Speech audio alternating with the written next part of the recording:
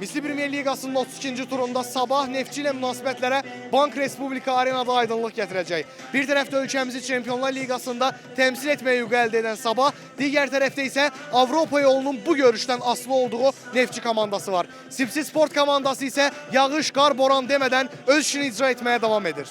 Bank Respublika arenada Sabah Neftçini qəbul edib. Görüşdə hesabı bayquşların açmasına baxmayaraq, qonaqlar oyunun qalan hissəsində 2 qol vuraraq qələbəni bayram ediblər. Bu nəticə həm də Neftçini UEFA Konferans Liqasına daşımağa kifayət edib. Maçdan sonra flaqmanın kapitanı Emin Mahmudov CBC Sporta eksklüziv müsahibəsində maçla bağlı fikirlərini bölüşüb.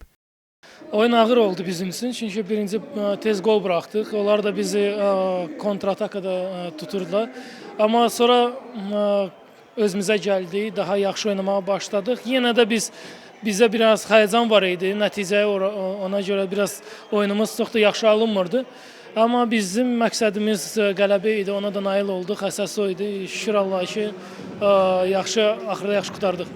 Neftçinin digər üzvü Freddy Vargas isə bunları deyib.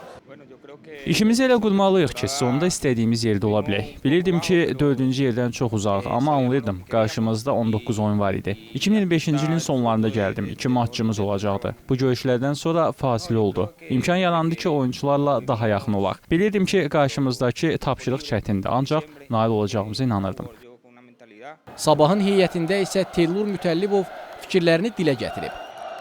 Çempionlar Liqasında haqqında düşünmək hələ tezdir. Yəni biz hələ ona qarşı Çempionlar Liqasının oyuna görə məşqlərdə başlayacağıq, yaxşı məşqlərimizi eləyək, toplanışı yaxşı keçirək, sonra rəqibimizi biləcəyik, ondan sonra başlayacağıq rəqibə uyğun məşqlər və ona uyğun hazırlaşaq.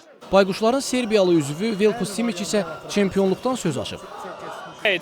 Bizim üçün möhtəşəm mövsüm oldu. Çox xoşbəxtik ki, azərkeşlərimizlə birlikdə bunu qeyd edə bilirik. Öz nailiyyətimizlə həqiqətən fəxr edə bilərik. Çempionlar Liqası haqqında danışmaq üçün hələ çox tezdir. İndi biraz istirahət edib, daha sonra mərhələli şəkildə hazırlaşacağıq. Qarşılaşmadan sonra mükafatlandırma mərasimi keçirilib. İlk olaraq Azərbaycan çempionatının sponsoru Misli Açıq Səhmdar Cəmiyyətinin direktoru Osman Karakuşa xüsusi hədiyyə təqdim edilib.